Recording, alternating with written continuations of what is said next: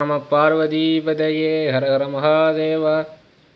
மாயனார் போற்று மதுராபுரி சொக்க நாயனார் பித்தேறினார் என்றே நேயமாம் கண்ணல் மொழி அங்கையர்கண் காரிகையால் ஐயையோ அன்னம் இறங்காமல் அலைவாள். இது காளமேகப் புலவர் அம்பாளை நோக்கி ஒரு நிந்தாஸ்துதி போல பாடக்கூடிய ஒரு பாட்டு. இதோட பொருள், மாயனார் போற்று மதுராபுரி சொக்க நாயனார்.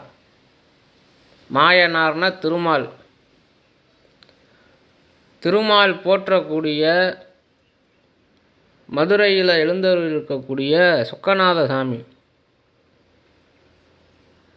சொக்க நாயனார் பித்தேறினார் என்றே, அந்த சொக்கநாத சாமிக்கு பித்தன் என்றே ஒரு பெயர் உண்டு.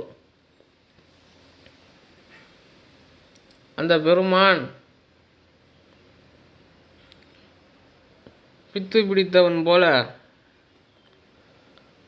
அக்கு மாலையும் பெரிய பெரிய விஷ பாம்புகளையும் எலும்பு மண்ட ஓடுகளையும் மாலையாக போட்டிருக்கான். ஊமத்தங்கை அது தரையில் சுமந்துருக்கான். அதுபோல் புலித்தோல் ஆனைத்தோல் முதலாய மயான சாம்பலெல்லாம் சாமி மேலே பூசியிருக்கார். இப்படிப்பட்ட ஒரு பித்தன் பித்தேறினார் என்று இப்படி சாமி பித்தனாக இருக்கிறத கண்டு இப்படி நம்ம பார்த்தா இப்படி இருக்காருன்னு சொல்லி சாமி மேலே ரொம்பவும் பாசம் வைத்திருக்கக்கூடிய கரும்பு போல பேசக்கூடிய அங்கையர்கண் காரிகையால் மீனாட்சி அம்பாள் ஐயையோ பரிதாபப்படுறார். ஐயோங்கிறது பரிதாப சொல்.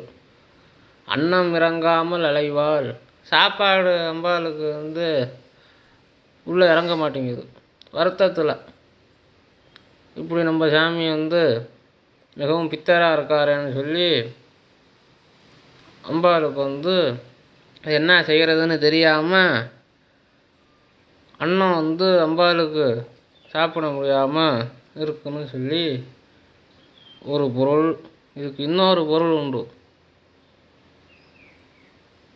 அன்னம் இறங்காமல் அலைவாள்னா, மதுரையில் அம்பாள் அன்னவாகனத்தில் வீதி விழா வருது. அதை சொல்கிறதுக்காக இப்படி காளமேகப் புலவர் ஒரு நயமாக ஒரு வேடிக்கைக்காக அப்படி நிந்தாஸ்துதி போல் சொல்கிறார்.